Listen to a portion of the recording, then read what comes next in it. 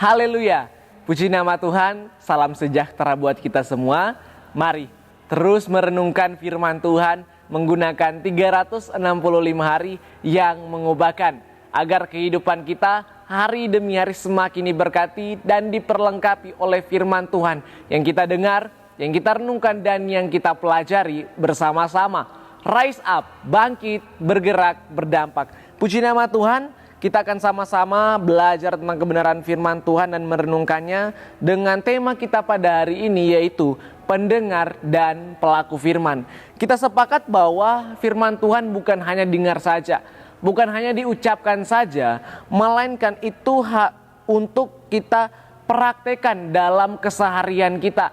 Dalam kita menjalani aktivitas-aktivitas kita belajar untuk mengaplikasikannya atau melakukan firman Tuhan yang telah kita dengar tersebut. Mari saya mengajak untuk kita semua membaca dua ayat di dalam Keluaran 24 ayat 3 dan ayat 7. Saya akan membacakannya untuk kita semua dan Bapak Ibu Saudara dapat memperhatikannya. Keluaran 24 ayat 3. Lalu datanglah Musa dan memberitahukan kepada bangsa itu segala firman Tuhan dan segala peraturan itu. Maka seluruh bangsa itu menjawab serentak, segala firman yang telah diucapkan Tuhan itu akan kami lakukan. Ayat 7, diambilnyalah kitab perjanjian itu, lalu dibacakannya dan didengar oleh bangsa itu. Dan mereka berkata, segala firman Tuhan akan kami lakukan dan akan kami dengarkan. Puji nama Tuhan. Mari kita sama-sama mengobservasi terlebih dahulu, di mana kita percaya bahwa Musa yang menulis kitab Keluaran ini yang berisi tentang bagaimana Tuhan Allah menuntun bangsa Israel untuk keluar dari perbudakan Mesir. Kemudian di pasal ini kita dapat melihat di mana Allah mengajar bangsa Israel. Catatan pasal 24 ini kita dapat melihat di mana Tuhan Allah berfirman, memberikan aturan-aturan, memberikan ketetapan untuk bangsa Israel dapat melakukannya. Tuhan Allah memberikan peraturan ini kepada Musa, hambanya, dan sebagai pemimpin bangsa Israel, yang dimana ditemani oleh Harun, Nadab, dan Abihu, dan juga 70 orang tua Israel yang dapat menjadi saksi, agar supaya bangsa Israel dapat mempercayai perkataan Musa.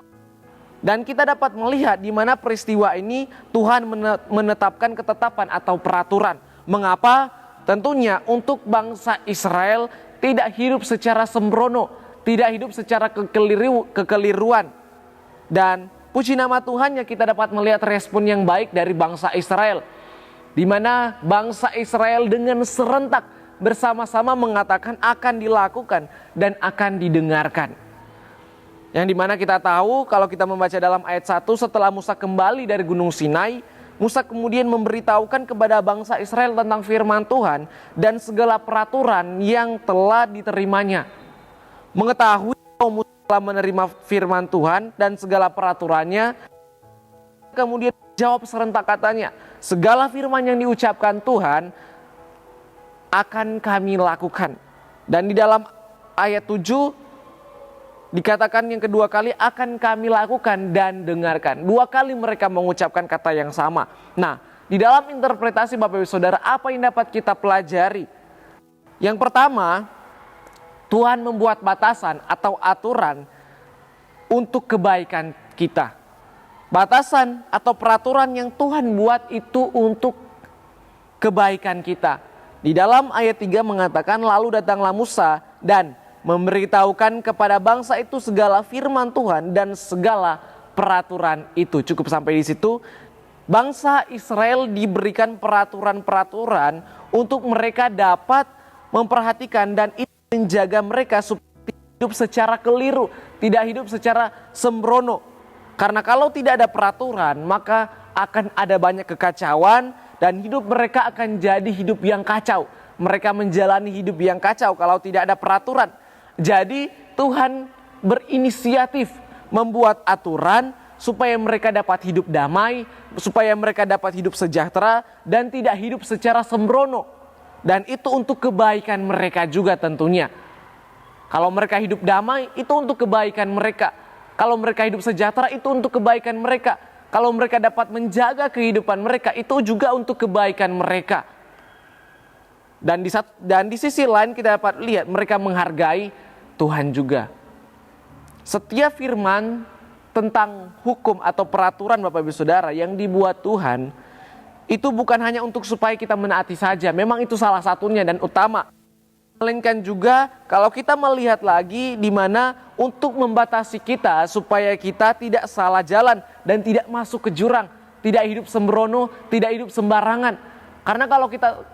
Karena kita tahu bersama kalau hidup secara sembrono atau hidup sembarangan, maka kehidupan kita tidak teratur. Akan ada banyak stres, akan ada banyak hal yang terjadi yang tidak kita inginkan. Oleh sebab itu Tuhan membuat aturan membatasi kita supaya itu untuk kebaikan kita. Jadi batasan yang dibuat Tuhan bagi kita bukan hanya berbicara tentang kita menaati Tuhan. Memang itu saya katakan tadi salah satunya. Melainkan juga demi kebaikan kita. Tuhan ingin kita untung untuk kita melakukan firman Tuhan. Tuhan ingin kita untung demi kebaikan kita juga. Lalu kemudian makna yang kedua, terjadi kesatuan untuk kebaikan bersama. Masih dalam ayat 3, di mana dikatakan, lalu datanglah Musa dan memberitahukan kepada bangsa itu segala firman Tuhan dan segala peraturan itu. Perhatikan, maka seluruh bangsa itu menjawab serentak.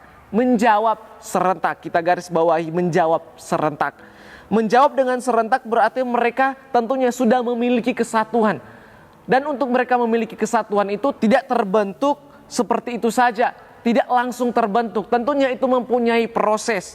Kesatuan itu terbentuk ketika mereka sama-sama menaati firman Tuhan yang telah disampaikan sebelum-sebelumnya pada mereka. Setiap firman Tuhan yang disampaikan kepada mereka, itu membentuk mereka supaya mereka memiliki kesatuan. Dan kesatuan sangat penting Bapak Ibu Saudara. Untuk mereka dapat menghadapi musuh, mereka tentunya harus bersatu. Kalau mereka maju satu-satu tentunya mereka yang rugi, mereka yang akan kalah. Tetapi ketika mereka memiliki kesatuan, maka kemenangan ada di tangan mereka.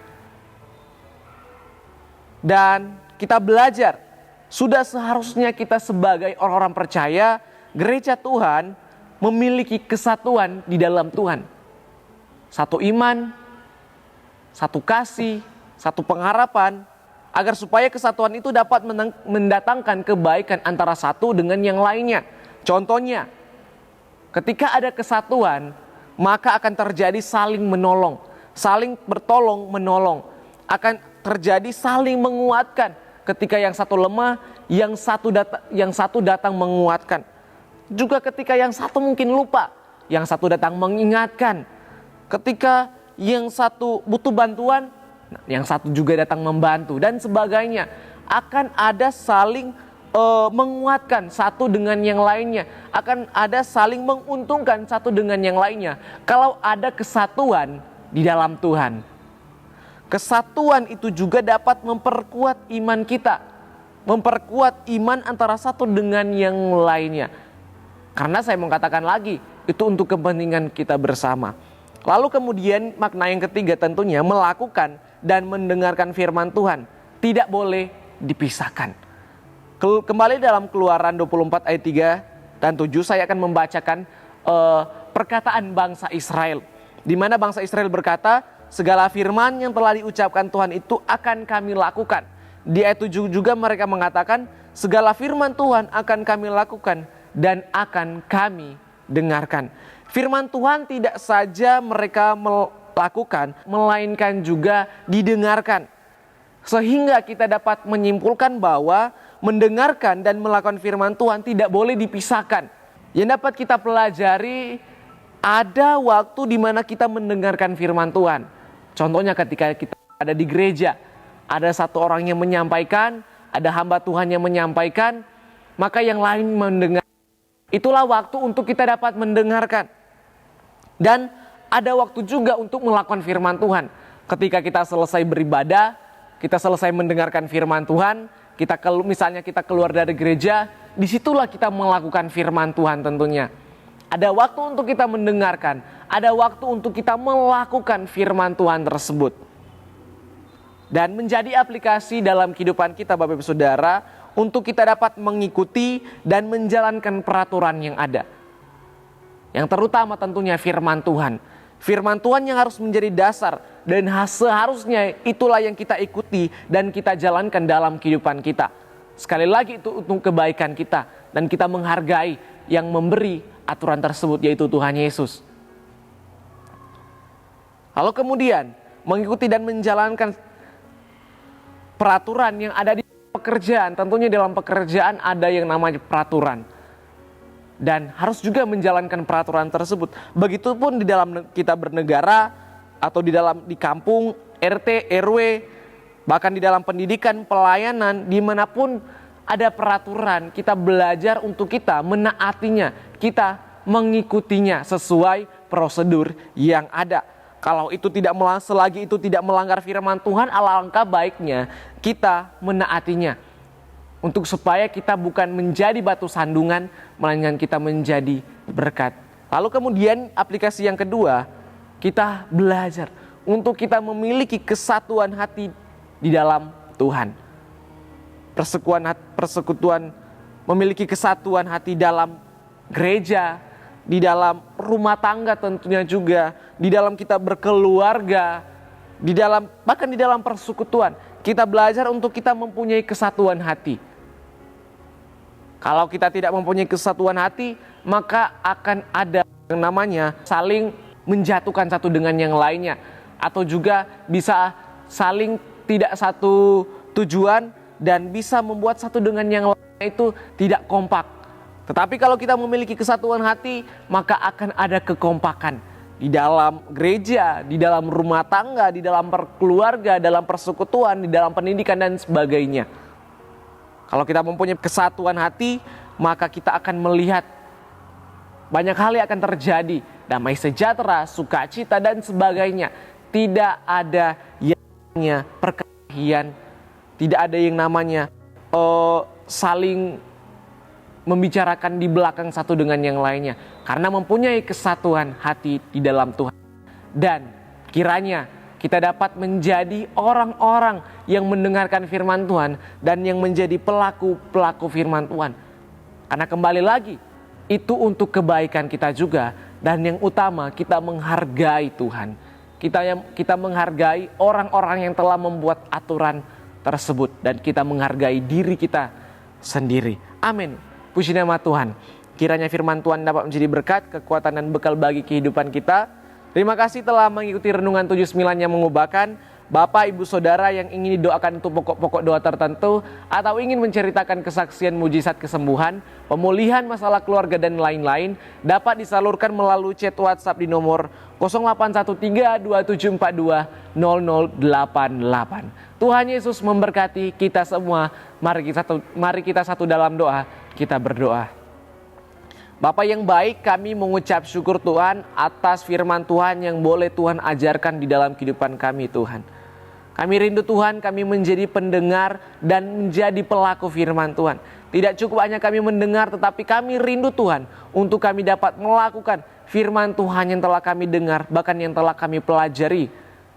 Dan kami percaya Tuhan, setiap firman Tuhan, setiap peraturan, setiap batasan yang Tuhan buat di dalam kehidupan kami, itu untuk kebaikan kami juga.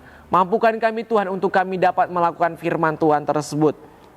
Dan kiranya setiap keluarga GPD El Shaddai Magelang dimanapun mereka pergi dan berada Tuhan, di dalam pekerjaan, dalam usaha, dalam pendidikan, dalam aktivitas-aktivitas mereka, Tuhan yang menyertai, Tuhan yang menjaga, Tuhan yang melindungi, dan Tuhan yang memberkati selalu. Perhatikanlah kepada keluarga GPD El Shaddai Magelang ya Tuhan. Petunjuk-petunjuk ketetapan-ketetapan-Mu, keluarga GPD El Shaddai Magelang hendak memegangnya sampai saat terakhir. Buatlah keluarga GPD El Shaddai Magelang mengerti, maka keluarga GPD El Shaddai Magelang akan memegang surat-Mu. Keluarga GPD El Shaddai Magelang hendak memeliharanya dengan segenap hati. Terima kasih Tuhan, dengarkan doa kami.